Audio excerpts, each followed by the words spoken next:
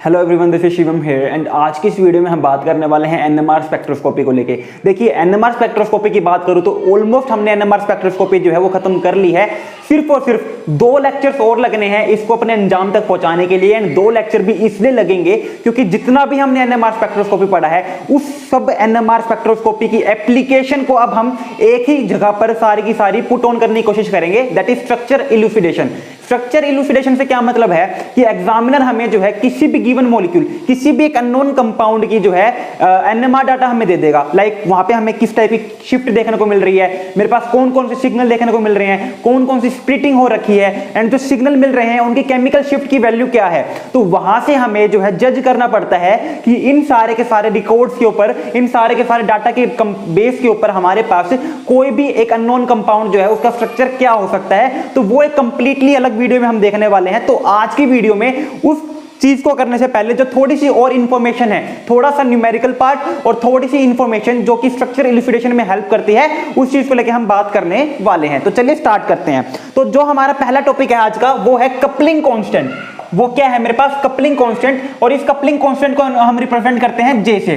तो question arise होता है कि कपलिंग कांस्टेंट होता क्या है। मान लीजिए मैंने जो है अपना एनएमआर सिग्नल लिया और एनएमआर सिग्नल के टाइम पे मुझे क्या देखने को मिल रहा है? एक डबलेट देखने को मिल रहा है। मुझे क्या देखने को मिल गया? एक डबलेट देखने को मिल गया। इस टाइप का डबलेट होगा। अब मेरे पास कपलिंग कांस्टेंट क्या होता है? इस पीक, ठीक है, इस डबलेट में मेरे पास 2 पीक है। इन दोनों पीक का जो सेंटर होता है, इन सेंटर के बीच की जो डिस्टेंस होती है मेरे पास, इसी डिस्टेंस को हम क्या कहते हैं? जे कहते हैं, जिसे हम क्या कहते हैं? कपलिंग कांस्टेंट कहते हैं। समझ में नहीं आया? दोबारा, मैंने जैसे ही मान लीजिए यहाँ पे मेरा टीएमएस का सिग्नल था, यहाँ पे मेरे पास क्या था? एक टीएमएस का सिग्नल था। मैंने अपने प्रोटॉन का एनएमआर मेरे पास स्पेक्ट्रा लिया और मुझे एक डबलेट देखने को मिल गया। अब डबलेट में मेरे पास 2 पीक है, तो इन दोनों पीक के सेंटर का जो डिस्टेंस होगा, इन दोनों पीक के जो सेंटर का जो डिस्टेंस होगा, उसी को हम क्या कहते हैं? कपलिंग कांस्टेंट जे कहते हैं। एंड कपलिंग कांस्टेंट जो जे होता है, इसकी यूनिट क्या होती है? इसकी यूनिट होती है हर्ट्ज।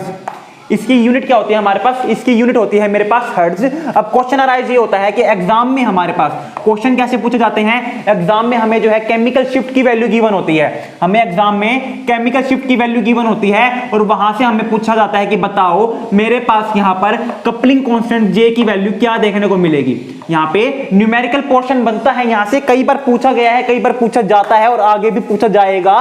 क्या जे के बारे में बताओ कि मेरे पास जे की वैल्यू क्या देखने को मिलने वाली है।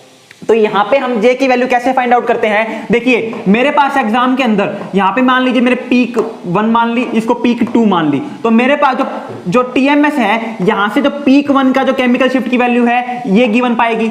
जो मेरे पास पीक 1 है टीएमएस से, पीक 1 की जो केमिकल शिफ्ट की वैल्यू है वो गिवन पाएगी। और जो पीक 2 है, यहां तक की जो केमिकल शिफ्ट की वैल्यू है टीएमएस से डेल्टा 2, ये भी गिवन पाएगी। और मुझे क्या पता होता है? मुझे पता है कि मेरे पास जे वैल्यू क्या होती है? इन दोनों का डिफरेंस, इन दोनों पीक के सेंटर का डिफरेंस। अगर मैं इसमें से, अगर मैं इस डिस्टेंस में से, इस केमिकल शिफ्ट में से ये केमिकल शिफ्ट माइनस कर दूं तो मेरे पास ये वाला रीजन आ जाएगा ना।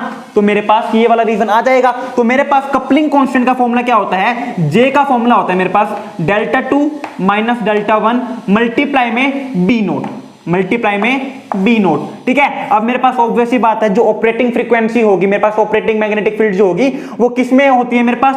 मेगाहर्ट्ज में। वो किस में होती है? मेगाहर्ट्ज में। ठीक है। अब मेरे पास यहाँ पे आगे क्या मल्टीप्लाई होता है? मल्टीप्लाई होता है 10⁻⁻⁶।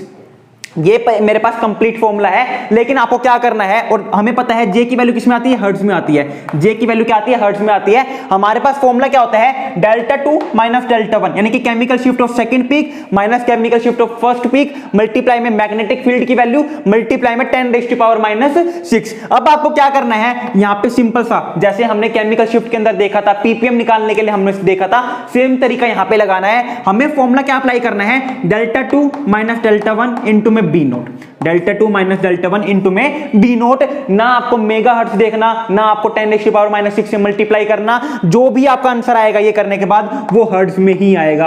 आपका आंसर हर्ट्ज में कैसे आएगा? क्वेश्चन अराइज ये होता है, हर्ट्ज में इसलिए आता है क्योंकि देखिए मेरे पास जो मैग्नेटिक फील्ड है वो किस में गिवन है? मेगाहर्ट्ज में गिवन है। मेगाहर्ट्ज को अगर मैं हर्ट्ज में कन्वर्ट करूंगा तो क्या आ जाएगा मेरे पास? 10⁻⁶ हर्ट्ज आ जाएगा। अब 10⁻⁶ है, 10⁻⁻⁶ है, आपस में कैंसिल आउट हो जाएगी और आंसर क्या बच जाएगा मेरे पास? हर्ट्ज में ही बच जाएगा। तो इसीलिए आपको क्या करना है, आपको जो है डेल्टा 2 माइनस डेल्टा 1 करके डायरेक्टली बी नॉट से मल्टीप्लाई करना है। आपका जो आंसर आएगा वो डायरेक्टली हर्ट्ज में आएगा, कोई और यूनिट आपको देखने को नहीं मिलेगी। तो ये मेरे पास क्या था, मेरे पास कपलिंग कांस्टेंट जे के बारे में था कि हम किसी भी क्वेश्चन के अंदर कपलिंग कांस्टेंट जो जे होता है उसको कैसे कैलकुलेट करते हैं। ठीक है, अब एक क्वेश्चन देखते हैं हमारे पास किस टाइप का क्वेश्चन आएगा। अब हम क्वेश्चन देखते हैं। क्वेश्चन क्या है मेरे पास, क्वेश्चन है कि मेरे पास मैंने एक कंपाउंड का एनएमआर सिग्नल लिया, मैंने एक कंपाउंड का एक एनएमआर स्पेक्ट्रा लिया और उस एनएमआर स्पेक्ट्रा में मेरे पास जो है क्या देखने को मिला, एक डबलेट देखने को मिल गया। ठीक है, देखिए मैं बहुत आसान करके आपको स्टेटमेंट समझाता हूं, स्टेटमेंट आपको समझ में आनी चाहिए, समझने के आने के बाद आपको यह भी पता चलना चाहिए कि यहां पे कौन सा फॉर्मूला अप्लाई होने वाला है और क्या उसकी अप्रोच रहने वाली है। ठीक है, यहां पे तो मैं क्या करता हूं, आपको किसी भी स्टेटमेंट को सिंप्लीफाई करके आपको बताता हूं, क्योंकि डायरेक्टली मैं स्टेटमेंट तो लिखता नहीं हूं, तो आपको थोड़ी सी प्रैक्टिस खुद से करनी पड़ेगी, क्योंकि आपको लगेंगे आसान, क्योंकि मैं आपको सिंप्लीफाई करके डायरेक्टली फॉर्मूला बता रहा हूं क्या लगने वाला है। लेकिन अब अगर आपको स्टेटमेंट देखने के बाद समझ में ही नहीं आएगी क्या करना है तो दिक्कत हो जाएगी ना। इससे थोड़ा सा स्टेटमेंट को के रूबरू होना आपके लिए जरूरी है। यहां पे मुझे क्या कहा गया है कि एक एनएमआर स्पेक्ट्रा लिया मैंने कंपाउंड का, उस कंपाउंड के अंदर मुझे एक डबलेट देखने को मिला और इस डबलेट के अंदर मेरे को जो है जो केमिकल शिफ्ट की वैल्यू देखने को मिली, डेल्टा 1 देखने को मिला 3.20।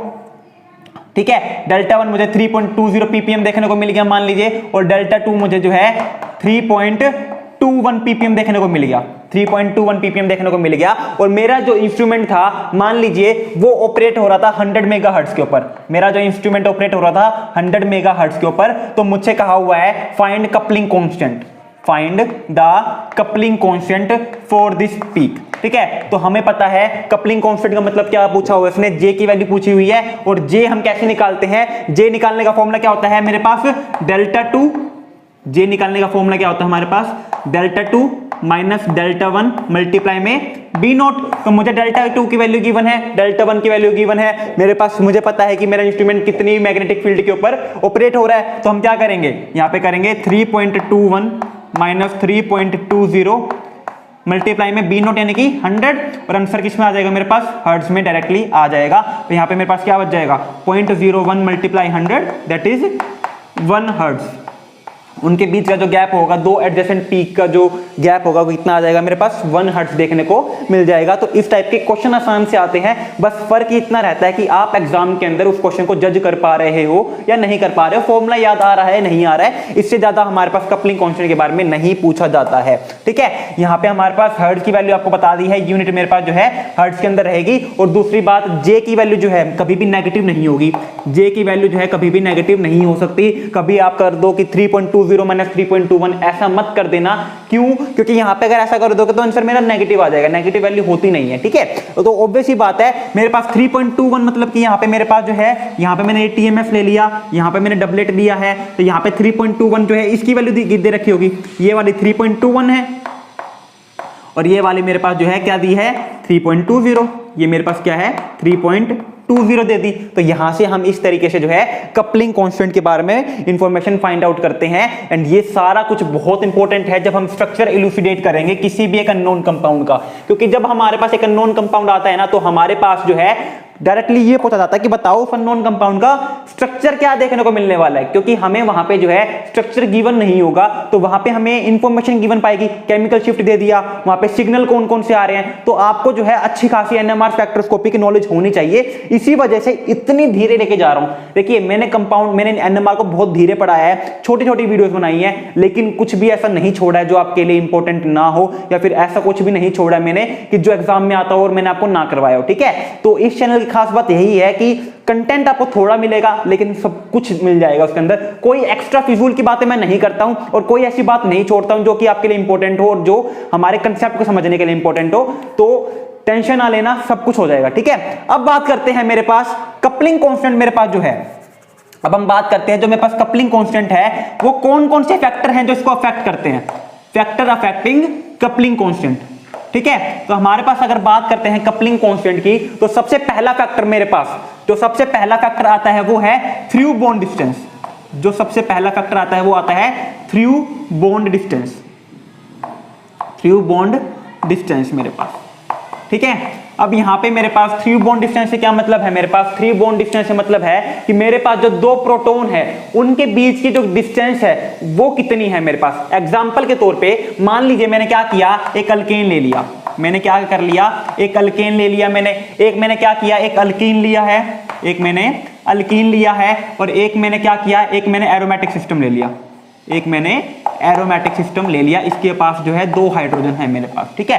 3 बॉन्ड डिस्टेंस में मेरे पास देखिए कपलिंग कांस्टेंट मेरे पास जो है वो किस कारण से अराइज होता है, जब 2 प्रोटॉन कपल करते हैं तो मेरे पास ये प्रोटॉन जो है इसके साथ कपल करेगा, यहां पे ये प्रोटॉन इसके साथ कपल कर रहा होगा, और ये वाला प्रोटॉन जो है इसके साथ कपलिंग शो कर रहा होगा, कोई डाउट नहीं है। अब कपलिंग के कारण होगा क्या, मेरे पास स्प्लिटिंग देखने को मिलेगी, स्प्लिटिंग से डबलेट आएगा, ट्रिपलेट आएगा, या जो भी हमारे पास स्प्लिटिंग देखने को मिलेगी, फिर उनके पीक्स के बीच में जो डिस्टेंस होता है मेरे पास उसी को हम कपलिंग कांस्टेंट कहते हैं। तो मेरे पास जो कपलिंग कांस्टेंट है उसकी वैल्यू कितनी ज्यादा आएगी वो डिपेंड करता है 3 बॉन्ड डिस्टेंस। 3 बॉन्ड डिस्टेंस का मतलब क्या है, मेरे पास ये प्लस ये यहां पे, यानी कि इसको मैंने कह दिया ए डिस्टेंस, इसको कहते हैं बी डिस्टेंस, इसको कहते हैं मैंने C distance. Similarly A B C, similarly A B और सी। तो यहां पे मेरे पास जो है कपलिंग कांस्टेंट जो होता है वो 3 बॉन्ड डिस्टेंस के ऊपर डिपेंड करता है कि इन दोनों प्रोटॉन्स के बीच की डिस्टेंस जो है वो कितनी है, ठीक है। तो अगर मैं बात करता हूं जो कपलिंग कांस्टेंट है जे, वो इनवर्सली प्रोपोर्शनल होता है मेरे किसके, 3 बॉन्ड डिस्टेंस के। किसके इनवर्सली प्रोपोर्शनल होता है, 3 बॉन्ड डिस्टेंस के, कि जितना ज्यादा मेरे पास डिस्टेंस होगा बॉन्ड्स का, मेरे पास जितना ज्यादा a plus B plus C, यानी कि a plus B plus C, a plus B plus C का जितना ज्यादा सम होगा ना मेरे पास, उतनी ही कपलिंग कांस्टेंट की वैल्यू कम हो जाएगी। इसका रीजन क्या होता है मेरे पास, इसका रीजन ये होता है कि जितना ज्यादा ये डिस्टेंस होगा उतने ही ज्यादा प्रोटॉन दूर दूर होंगे, जितना ज्यादा प्रोटॉन दूर दूर होंगे उतनी ही वीक उनके अंदर कपलिंग होगी, और जितनी वीक उनके अंदर कपलिंग देखने को मिलेगी उतना ही वीक मुझे कपलिंग कांस्टेंट भी देखने को मिलेगा। सिंपल सी बात है, 2 प्रोटॉन है, इनको आपस में इंटरेक्ट करना है, तभी कपलिंग हो रही है, तभी स्प्लिटिंग देखने को मिल रही है।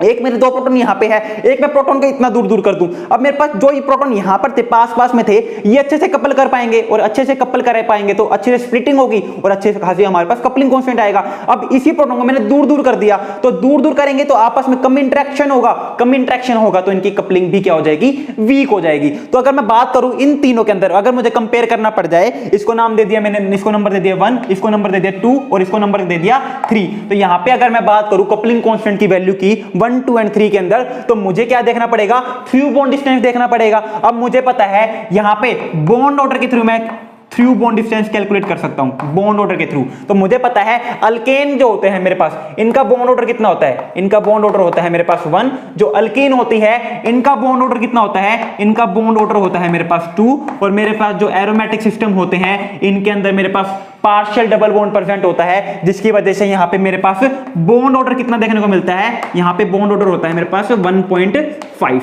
यहां पे मेरे पास बॉन्ड ऑर्डर होता है 1.5। इसको नाम दे दिया मैंने J1, इसके कपलिंग कांस्टेंट को नाम दिया मैंने J1, इसके कपलिंग कांस्टेंट को नाम दिया मैंने J2, और इसके कपलिंग कांस्टेंट को नाम दिया मैंने J3, ठीक है, इसके कपलिंग कांस्टेंट को नाम दे दिया मैंने J3। तो अब मुझसे पूछा गया है कि बताओ J1, J2 और J3 के बीच में क्या रिलेशन है। बहुत इंपॉर्टेंट क्वेश्चन है, प्रीवियस ईयर में इस टाइप के क्वेश्चन पूछे हुए हैं। तो J1, J2 और J3 की अगर मैं बात करता हूं तो यहां पे मेरे पास J1, J2, J3 में क्या रिलेशन होगा, जितना कम डिस्टेंस उतना ज्यादा कपलिंग कांस्टेंट मेरे पास। तो सबसे कम डिस्टेंस मेरे पास यहां पे देखने को मिलेगा, क्यों, बॉन्ड ऑर्डर सबसे ज्यादा है, जितना ज्यादा बॉन्ड ऑर्डर उतनी ज्यादा बॉन्ड स्ट्रेंथ, जितनी ज्यादा बॉन्ड स्ट्रेंथ उतनी ही कम बॉन्ड लेंथ देखने को मिलेगी, और जितनी कम मेरे पास बॉन्ड लेंथ होगी उतने पास पास प्रोटॉन हो पाएंगे, और जितने पास पास प्रोटॉन होंगे मेरे पास उतनी ही ज्यादा कपलिंग हो जाएगी। तो यहां पे मेरे पास क्या आ जाएगा, कपलिंग कांस्टेंट की वैल्यू J2 सबसे ज्यादा, फिर मेरे पास J3, और सबसे वीक क्या हो जाएगा मेरे पास J1 देखने को मिल जाएगा। और यहां पे मेरे पास ये बहुत इंपॉर्टेंट क्वेश्चन है हमारे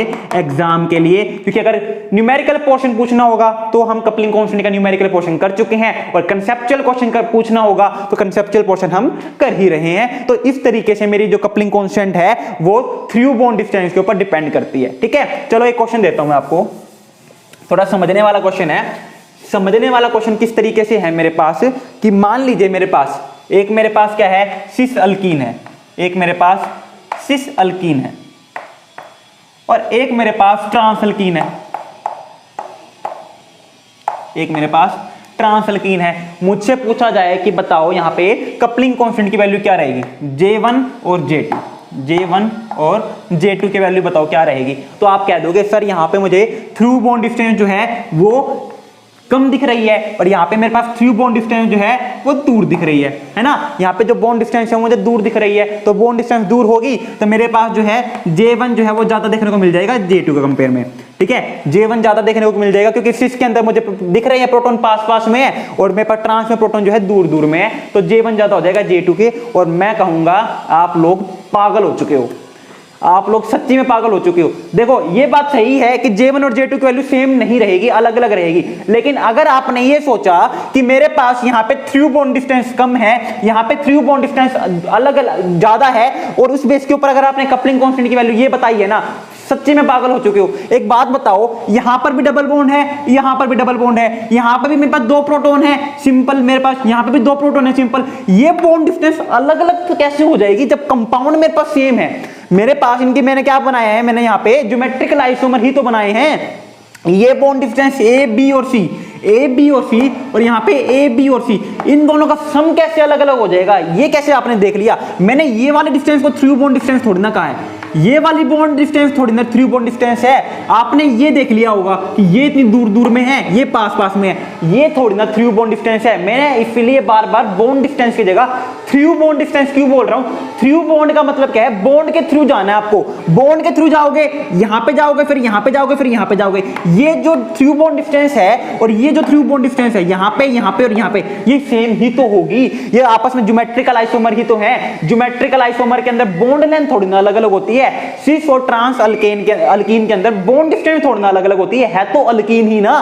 तो इस बेस के ऊपर गलती से भी सिस और ट्रांस को आप कपलिंग कांस्टेंट फाइंड आउट करने के लिए गलती से भी मत यूज कर लेना, बर्बाद हो जाओगे, सच्ची में बर्बाद हो जाओगे। आसान से क्वेश्चन होते हैं ये, थोड़े से कंसेप्चुअल क्वेश्चन का क्या मतलब होता है, जहां पे कंसेप्ट लगे, जहां पे आपकी कॉमन सेंस, थोड़ी सी बेसिक नॉलेज देखी जाए। ठीक है, तो यहां पे ये चीज मत कर देना। ठीक है, दोनों अलग अलग होते हैं, J1 और J2 अलग अलग होते हैं, लेकिन उसका क्राइटेरिया ये नहीं है।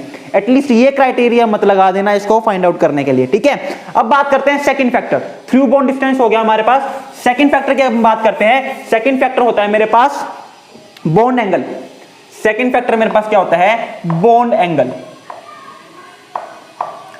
तो अगर मैं बॉन्ड एंगल की बात करता हूं तो बॉन्ड एंगल के ऊपर किस तरीके से डिपेंड करता है मेरे पास, जो मेरे पास कपलिंग कांस्टेंट होता है J, वो डायरेक्टली प्रोपोर्शनल होता है बॉन्ड एंगल के, वो डायरेक्टली प्रोपोर्शनल होता है बॉन्ड एंगल के। क्यों? क्योंकि जितना ज्यादा हमें बॉन्ड एंगल देखने को मिलता है ना, उतना ही ज्यादा मैग्नेटिक इंटरेक्शन हो पाता है, और जितना ज्यादा मैग्नेटिक इंटरेक्शन होगा उतनी ही अच्छे से कपलिंग होगी, और जितनी अच्छे से कपलिंग हो पाती है हमारे पास उतनी ही अच्छी कपलिंग कांस्टेंट हमें देखने को मिलती है। इसी वजह से मेरे पास जो कपलिंग कांस्टेंट होता है वो बॉन्ड एंगल के डायरेक्टली प्रोपोर्शनल होता है। अब हम बात करते हैं सिस अल्कीन और ट्रांस अल्कीन की। अब मेरा क्वेश्चन जो है सोल्व आउट हो जाएगा कि किसकी कपलिंग कांस्टेंट ज्यादा, किसकी कपलिंग कांस्टेंट मेरे पास कम देखने को मिलेगी। तो यहां पे मेरे पास जो है ये मेरे पास सिस है और ये वाली मेरे पास क्या है, ट्रांस है। तो मुझे दिख रहा है यहाँ पे मेरे पास जो बॉन्ड एंगल है, यहाँ पे मेरे पास जो बॉन्ड एंगल है वो कम है, और यहाँ का जो बॉन्ड एंगल है वो मेरे पास क्या है, ज्यादा। θ1 है ये, और ये मेरे पास क्या है, θ2, और मुझे दिख रहा है θ2 जो है ज्यादा है मेरे पास θ1 के कंपेयर में। अगर θ2 ज्यादा है θ1 के कंपेयर में, यानी कि बॉन्ड एंगल मेरे पास ट्रांस का ज्यादा है सिस के कंपेयर में, और बॉन्ड एंगल कपलिंग कांस्टेंट के डायरेक्टली प्रोपोर्शनल होता है, तो इसको मैंने कह दिया J1, इसको मैंने कह दिया J2। तो यहाँ पे मेरे पास जो है क्या देखने को मिलेगा, J2 ज्यादा देखने को मिल जाएगा J1 के कंपेयर में। और इसका रीजन क्या होता है, इसका रीजन होता है कि जितनी ज्यादा हमारे पास बॉन्ड एंगल देखने को मिलेगी उतनी ही ज्यादा हमें मैग्नेटिक इंटरेक्शन देखने को मिलेगी, और हमें पता है मैग्नेटिक इंटरेक्शन के कारण ही तो कपलिंग हो रही है। मैग्नेटिक फील्ड हटा देंगे तो कोई कपलिंग हो ही नहीं रही थी हमारे पास। ठीक है, तो मेरे पास जितनी अच्छी मैग्नेटिक इंटरेक्शन उतनी ही अच्छी कपलिंग, जितनी अच्छी कपलिंग उतना ही ज्यादा हमें कपलिंग कांस्टेंट की वैल्यू देखने को मिल जाएगी। तो इसीलिए हमारे पास जो है बॉन्ड एंगल के डायरेक्टली प्रोपोर्शनल होता है क्या, मेरे पास कपलिंग कांस्टेंट J। और ये मेरे पास दो रीजन थे, दो चीजें थी जो कि डिसाइड करती है मेरे पास कपलिंग कांस्टेंट की वैल्यू को। ठीक है, दो चीजें हमारे पास डिसाइड करती है कपलिंग कांस्टेंट की वैल्यू को। अब आप कह दोगे कि सर बता दो इलेक्ट्रॉन डोनेटिंग ग्रुप और इलेक्ट्रॉन विड्रॉइंग ग्रुप अगर हमने लगा दिए, इंटरचेंज कर दिए, तो वहां पे क्या देखने को मिलेगा। तो देखिए, अगर आपने doesn't matter electron donating group लगाए हैं या फिर हमारे सिस्टम के ऊपर इलेक्ट्रॉन विड्रॉइंग ग्रुप लगा दिए, दोनों ही रिस्पॉन्सिबल होती है मेरी कपलिंग कांस्टेंट को डिक्रीज करने के लिए। ठीक है, ये बात याद रखना, दोनों ही रिस्पॉन्सिबल होगी कपलिंग कांस्टेंट को डिक्रीज करने के लिए। ठीक है, तो यहां पे अब हम बात करते हैं नेक्स्ट जो टॉपिक हमारा है, नेक्स्ट टॉपिक है type of coupling constant. Type of coupling constant. ये थोड़ा सा इंपॉर्टेंट है, ये इंपॉर्टेंट इसलिए है क्योंकि जब हम स्ट्रक्चर इलुसिडेट करेंगे तो वहां पे हमारे पास इसका काम आएगा। तो क्या है मेरे पास, टाइप्स। तो देखिए मेरे पास 3 टाइप की कपलिंग कांस्टेंट होती है, मेरे पास जो है 3 टाइप की कपलिंग कांस्टेंट होती है। एक मेरे पास आती है विसनल कपलिंग, एक मेरे पास आती है विसनल कपलिंग, एक मेरे पास आती है जेमिनल कपलिंग, और तीसरी मेरे पास आती है मेटा कपलिंग। तीसरी हमारे पास क्या आती है, मेटा कपलिंग। तो अब क्या होती है geminal coupling, vicinal coupling, Meta coupling? तो हमने जो है अल्काइल हैलाइड वाला halo alkane hello Areen chapter पढ़ा था, वहां पे हमने विसनल और जेमिनल का पोर्शन पढ़ा था। विसनल क्या होते हैं मेरे पास, विसनल होते हैं मेरे पास जब मेरे पास 2 एडजेसेंट कार्बन के ऊपर मेरे पास ग्रुप लगे हों, 2 एडजेसेंट कार्बन के ऊपर ग्रुप लगे हों, उसी को विसनल पोजीशन कहते हैं ना। तो यहाँ पे मेरे पास 2 एडजेसेंट कार्बन के ऊपर 2 हाइड्रोजन जब लगेंगे, इनके बीच में जब कपलिंग होगी, इसी को हम क्या कहते हैं, विसनल कपलिंग कहते हैं, राइट। जेमिनल में हमने क्या देखा था, जेमिनल में मेरे पास सेम कार्बन के ऊपर दोनों ग्रुप लगे होते हैं, तब इनके बीच में जो कपलिंग होगी मेरे पास, उसी को हम क्या कहेंगे, जेमिनल कपलिंग। जब दोनों हाइड्रोजन सेम कार्बन के ऊपर लगे होते हैं, सेम कार्बन के ऊपर लगे होने के कारण जो कपलिंग हमें देखने को मिलती है, उसी को हम क्या कहते हैं, जेमिनल कपलिंग कहते हैं। अब बात करते हैं मेटा कपलिंग। मेटा कपलिंग का क्या मतलब है, मेटा पोजीशन याद है ना आपको, बेंजीन के अंदर ऑर्थो मेटा पैरा, सेम यहां पे होती है मेरे पास। जब मेरे पास मेटा कपलिंग में हमारे पास जो 2 हाइड्रोजन होते हैं, वो कौन कितने कार्बन दूर होते हैं, 3 कार्बन, 1 2 3, ध्यान करो। बेंजीन की रिंग है मेरे पास, यहाँ पे एक हाइड्रोजन यहाँ पे होता है, एक हाइड्रोजन यहाँ पे, तो इसको हम क्या कहेंगे, मेटा। तो 1 कार्बन, 2 कार्बन, 3 कार्बन, इन दोनों के बीच में जब कपलिंग होगी, मेरे पास जो 3 कार्बन है, फर्स्ट और थर्ड कार्बन के बीच के साथ जो हाइड्रोजन अटैच है, इनके बीच में जब कपलिंग देखने को मिलेगी, इसको हम क्या कहते हैं, मेटा कपलिंग कहते हैं। और ये 3 टाइप की हमें कपलिंग देखने को मिलती है। और अगर मैं बात करूं इन 3 टाइप की कपलिंग को लेके, तो मेरे पास सबसे प्रॉपर कपलिंग, देखिए हमने जितने भी क्वेश्चन करे थे, ध्यान से सुनना, ध्यान से सोचना, जितने भी कपलिंग के क्वेश्चन किए थे हमने क्या किया था, स्प्लिटिंग की थी। स्प्लिटिंग में मैंने क्या बात की थी, मान लीजिए मेरे पास यहाँ पे इस टाइप का क्वेश्चन था, तो मैंने क्या देखा था, मैंने अगर मैं इसको थोड़ा सा खोल दूं, इसको मैं थोड़ा सा ओपन अप कर दूं, तो इस टाइप का मेरे पास स्ट्रक्चर है, इस टाइप का मेरे पास स्ट्रक्चर देखने को मिलेगा, राइट। तो मैंने क्या कहा था, ध्यान से सुनना, मैंने क्या कहा था, ये 2 हाइड्रोजन जो है वो इन 3 हाइड्रोजन को स्प्लिट करवाएंगे। ये 2 हाइड्रोजन जो है इन 3 हाइड्रोजन को स्प्लिट करवाएंगे, क्योंकि ये 2 हाइड्रोजन जो है इन 3 हाइड्रोजन के साथ कपल करेंगे, और इसका क्या दे देंगे, हमें ट्रिपलेट दे देंगे। इसका हमें क्या दे देंगे, ट्रिपलेट दे देंगे, राइट। ये बात सबको याद है। लेकिन क्या आपने एक बात ये सोची कि ये 2 हाइड्रोजन जो है इन 3 हाइड्रोजन के साथ इंटरेक्ट करके, कपलिंग करके ट्रिपलेट दे रहे हैं, लेकिन ये 3 हाइड्रोजन आपस में भी तो हैं, ये 3 हाइड्रोजन जो है आपस में भी तो हैं। ये 3 हाइड्रोजन क्या आपस में इंटरेक्ट करके, कपलिंग करके हमें कोई सिग्नल नहीं देंगे, कोई स्प्लिटिंग नहीं देंगे? तो पहली बात तो क्या, सबसे इंपॉर्टेंट बात क्या थी मेरे पास, पहली बात यहाँ पे, ये तीनों हाइड्रोजन इक्विवेलेंट है। इक्विवेलेंट प्रोटॉन मेरे पास जो है कभी भी आपस में कपल नहीं करते, इक्विवेलेंट प्रोटॉन आपस में कभी भी कपल नहीं करते हैं। दूसरी चीज क्या, दूसरी चीज अगर मैं बात करता हूं, तो हमें यहाँ पे हमने क्या करवाया था, सारी की सारी विसनल कपलिंग करवाई थी, सारी की सारी विसनल कपलिंग करवाई थी। क्यों? विसनल कपलिंग का मतलब क्या होता है, इसको हम J3 कहते हैं, विसनल कपलिंग को हम J3 कहते हैं, क्योंकि यहाँ पे जो 2 प्रोटॉन आपस में कपल कर रहे हैं, वो कितने बॉन्ड अपार्ट होते हैं, 3 बॉन्ड अपार्ट होते हैं। 1 bond, 2 bond, 3 bond, 1 bond, 2 bond, 3 bond, 1 bond, 2 bond, 3 bond, है ना। तो सारे के सारे विसनल कपलिंग में मेरे पास जो प्रोटॉन्स होते हैं वो 3 बॉन्ड अपार्ट होते हैं, इसी वजह से हम इसको J3 भी कहते हैं। और हमारे पास जो मेजर कपलिंग देखने को मिलती है, सबसे स्ट्रॉन्ग कपलिंग जो देखने को मिलती है, वो विसनल कपलिंग ही देखने को मिलती है, ठीक है, वो विसनल कपलिंग ही देखने को मिलती है। जेमिनल कपलिंग पहली बात तो नॉन इक्विवेलेंट प्रोटॉन के केस में होती नहीं है, सॉरी इक्विवेलेंट प्रोटॉन के केस में होती नहीं है। अगर मेरे पास 2 प्रोटॉन इक्विवेलेंट है तो वो आपस में कभी भी कपल नहीं कर सकते, ये बात हमेशा याद रखना। लेकिन अगर मेरे पास केस ये हो जाए कि मान लो एक प्रोटॉन ये है, एक प्रोटॉन ये है, ये HA कह दूं, मैं इसको HB कह दूं, इसको मैंने कहा HA, इसको कहा मैंने HB। एक बार एज्यूम कर लो दोनों प्रोटॉन इक्विवेलेंट है, दोनों प्रोटॉन इक्विवेलेंट है, लेकिन एक बार एज्यूम करो दोनों प्रोटॉन इक्विवेलेंट नहीं है, दोनों प्रोटॉन इक्विवेलेंट नहीं है, तो यहां पे मेरे पास क्या होगा, इन दोनों के बीच में भी इंटरेक्शन देखने को मिलेगी, ये आपस में क्या हो जाएंगे, स्प्लिट करने की कोशिश करते हैं। इसी को हम क्या कहते हैं, जेमिनल कपलिंग कहते हैं। यानी कि जेमिनल कपलिंग मेरे पास किस केस में होती है, सिर्फ और सिर्फ जेमिनल कपलिंग मेरे पास सिर्फ और सिर्फ उसी केस में देखने को मिलती है जब मेरे पास दोनों प्रोटॉन कैसे हो, नॉन इक्विवेलेंट हो, क्योंकि इक्विवेलेंट प्रोटॉन कभी भी आपस में कपल नहीं कर सकते। आप कहोगे सर एग्जांपल दे दो, हमें तो कोई ऐसा एग्जांपल याद ही नहीं आ रहा जब यहाँ पे ये आपस में नॉन इक्विवेलेंट हो सकते हैं, क्योंकि एक कार्बन के ऊपर 2 हाइड्रोजन लगे हुए हैं, तो दोनों कैसे हो सकते हैं? क्योंकि अगर ये कायरल भी नहीं हो सकता, कायरल क्यों नहीं हो सकता? क्योंकि 2 हाइड्रोजन लगे हुए हैं। तो हमें तो सर आप एग्जांपल दे दो जहां पे ये नॉन इक्विवेलेंट होंगे। तो मैंने आपको जब नंबर ऑफ प्रोटॉन सिग्नल निकालना सिखाया था, वहां पे मैंने एक आपको एग्जांपल बताया था, क्या इस टाइप का एग्जांपल था, अल्कीन थी, यहां पे हाइड्रोजन था, यहां पे Cl था, और मैंने क्या कहा था, ये दोनों हाइड्रोजन कैसे होंगे? नॉन इक्विवेलेंट होंगे। कितने सिग्नल देखने को मिलेंगे? 3, 1 2 3। रीजन क्या था मेरे पास? इसका रीजन ये था, पहली बात तो ये हाइड्रोजन लगा ही अलग कार्बन के ऊपर हुआ है, तो ये वाला हाइड्रोजन तो एक सिग्नल देगा ही देगा। दूसरी बात, अगर मैं बात करूं इस हाइड्रोजन की, ये हाइड्रोजन इस हाइड्रोजन के साथ कैसे है? सिस में है। ये हाइड्रोजन इस हाइड्रोजन के साथ सिस में है, और ये हाइड्रोजन इस क्लोरीन के साथ कैसा है? ट्रांस में है। ये हाइड्रोजन इस क्लोरीन के साथ कैसा है? ट्रांस में है, जबकि ये हाइड्रोजन इस क्लोरीन के साथ कैसा है? सिस में प्रेजेंट है। ठीक है, इस वजह से इनका जो इन्वायरमेंट है वो अलग अलग है, तो ये अपना एक सिग्नल देगा और ये अपना एक सिग्नल देगा। ठीक है, तो यहाँ पे हमें टोटल कितने सिग्नल देखने को मिल जाएंगे? 3 सिग्नल देखने को मिल जाएंगे। लेकिन मेरे पास जेमिनल कपलिंग में एक प्रॉब्लम होती है। जेमिनल कपलिंग में एक प्रॉब्लम होती है, क्या? मैंने अभी आपको एक कंसेप्ट समझाया था कपलिंग कांस्टेंट का, और कपलिंग कांस्टेंट हमने क्या देखी थी कि कपलिंग कांस्टेंट मेरे पास बॉन्ड एंगल के डायरेक्टली प्रोपोर्शनल होती है, राइट? जितना ज्यादा बॉन्ड एंगल होगा उतनी ही बेटर हमारे पास कपलिंग हो रही होगी। तो अगर मैं बात करता हूं यहाँ पे जेमिनल कपलिंग की, तो जेमिनल कपलिंग में दिक्कत क्या है? मेरे पास दोनों ही प्रोटॉन मेरे पास जो है एक ही कार्बन के साथ जुड़े हुए हैं, और दोनों प्रोटॉन अगर एक कार्बन के साथ जुड़े हुए हैं तो ये बॉन्ड एंगल जो होगा बहुत लेस होता है, बहुत कम होता है। इसी वजह से मेरे पास जो है जेमिनल कपलिंग होती तो है, लेकिन बहुत पुअर देखने को मिलती है, बहुत पुअर देखने को मिलेगी। अगर जेमिनल कपलिंग मेरे पास अच्छे से नहीं होगी, वीक होगी मेरे पास, तो मेरे पास यहाँ पे जो स्प्लिटिंग होगी, स्प्लिटिंग भी कैसे देखने को मिलेगी मुझे? पुअर स्प्लिटिंग देखने को मिलेगी। स्प्लिटिंग भी कैसे देखने को मिलेगी मुझे? पुअर स्प्लिटिंग देखने को मिलेगी। इसी वजह से हम जो है क्या कहते हैं, विसिनल कपलिंग जो होती है वो जेमिनल कपलिंग से क्या होती है? ज्यादा स्ट्रॉन्ग होती है, और इसको हम जेमिनल कपलिंग को हम क्या कहते हैं? J2 भी कहते हैं।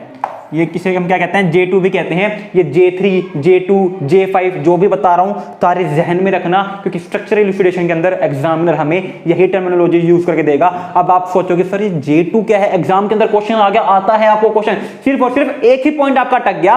पूरी एनएमआर स्पेक्ट्रोस्कोपी आपको आती है, सिर्फ आपको J2 J3 का नहीं पता। एग्जामिनर ने स्ट्रक्चर इलुसिडेट करने के लिए आपको क्वेश्चन दे दिया, उसमें एक टर्म यूज कर दी J2, और आपका काम बर्बाद हो गया, क्योंकि आपको J2 नहीं आता। तो इतना बताओ, मेरे ये 10-12 लेक्चर जो मैंने लिए हैं, आपको इतना पढ़ाया है, आपको इतना समझाया, उसका क्या फायदा रह गया? आप तो मुझे आके कह दोगे सर आपने पढ़ाया था, हमने आपसे पढ़ा था, आप फिर भी मेरा क्वेश्चन नहीं हुआ। तो दिक्कत मेरी हुई या आपकी हुई? गलती आपकी हुई ना, क्योंकि छोटे छोटे चीजें हैं, इन चीजों को जो है आपको खुद याद रखना पड़ेगा, देखना पड़ेगा। और दूसरी बात, मैं आपको कितना ही पढ़ा लूं, खुद से क्वेश्चन प्रैक्टिस नहीं करोगे तब तक बात नहीं बनेगी। तो क्वेश्चन प्रैक्टिस जो है वो मस्ट है, तो थोड़ा सा खुद से भी करना है आपको, कंप्लीटली मेरे ऊपर रिलायबल नहीं रहना है। मेरा काम है कि जितने भी कंसेप्ट होते हैं वो सारा सिखा दूं, समझा दूं, और आपको जो है इस लायक बना दूं कि आपके सामने कोई क्वेश्चन हो तो आप उसको अटेम्प्ट कर पाओ, राइट? अब बात करते हैं मेटा कपलिंग को लेके। तो मेटा कपलिंग को हम क्या कहते हैं? 1 2 3 4 J4 कपलिंग भी कहते हैं, क्योंकि यहाँ पे मेरे पास जो 2 प्रोटॉन होते हैं वो आपस में 4 बॉन्ड अपार्ट होते हैं। और मेटा कपलिंग की अगर मैं बात करता हूं तो मेटा कपलिंग कभी भी कंसीडर मत करना एसाइक्लिक सिस्टम में। एसाइक्लिक सिस्टम में मेटा कपलिंग कभी भी कंसीडर मत करना, पहली बात तो ये। दूसरी बात, मेटा कपलिंग सिर्फ और सिर्फ जो है मेरे पास एरोमेटिक सिस्टम जो होंगे ना, इनके अंदर कंसीडर होती है। मेटा कपलिंग सिर्फ और सिर्फ मेरे पास जो एरोमेटिक सिस्टम है इनके अंदर कंसीडर होती है। दूसरी बात, कब कंसीडर करनी है? हमने नंबर ऑफ एनएमआर सिग्नल देखे थे, उसके अंदर हमने मेटा कपलिंग एक बार भी कंसीडर नहीं करी थी। जब तक एग्जामिनर आपको लिख के ना दे आपके क्वेश्चन के अंदर कंसीडर मेटा कपलिंग या फिर यहां पे J4 कपलिंग हो रही है, तब तक भगवान की कसम है आपको, वैसे मैं कसम वगैरह में विश्वास नहीं करता तो थोड़ा सा हो गया, आपको जो है मेरी कसम है मेटा कपलिंग कंसीडर मत करना, क्योंकि मेटा कपलिंग अगर कंसीडर करोगे तो स्प्लिटिंग के जो सिग्नल होंगे वो कंप्लीटली डिफरेंट हो जाएंगे। तो मेटा कपलिंग मेरे पास जो है रीजन क्या होता है, क्योंकि ये जो डिस्टेंस है ना, हमने क्या कहा था, जो कपलिंग कांस्टेंट होता है, जो कपलिंग होती है मेरे पास, वो थ्रू बॉन्ड डिस्टेंस के ऊपर डिपेंड करती है। अब देखो यहाँ पे कितने बॉन्ड आ गए, 1 2 3 4, ये इतनी दूर दूर प्रेजेंट है, इतनी दूर दूर अगर 2 प्रोटॉन प्रेजेंट होंगे, इनके बीच में कपलिंग बहुत ही नेग्लिजिबल होती है। इसी वजह से मेटा कपलिंग को हम तभी कंसीडर करते हैं जब एग्जामिनर हमें कहता है कि भाई तू हमें आंसर जो है मेटा कपलिंग को कंसीडर करके ही दियो, वरना तेरा आंसर गलत हो जाएगा। तो मेटा कपलिंग को कंसीडर तभी करना है जब एग्जामिनर कहे, जब एग्जामिनर कहेगा तभी आपको मेटा कपलिंग को कंसीडर करना है, वरना मेटा कपलिंग को कंसीडर नहीं करना है, क्योंकि मेटा कपलिंग को कंसीडर करते ही सारे खेल अलग हो जाते हैं, सब कुछ अलग हो जाता है। इसी वजह से मेटा कपलिंग मेरे पास जो है बहुत इंपॉर्टेंट रोल प्ले करती है। इस J4 को संभाल के रखना अपने जहन के अंदर। कहीं पर एक छोटा सा एक लिखा हो जाएगा एक स्टेटमेंट में, इतनी बड़ी स्टेटमेंट आएगी एक, क्योंकि एनएमआर की स्टेटमेंट थोड़ी सी बड़ी रहती है तो बच्चे थोड़े से यूं ही घबरा जाते हैं कि यार इतना बड़ा क्वेश्चन दिख रहा है, मुझे करूं ना करूं।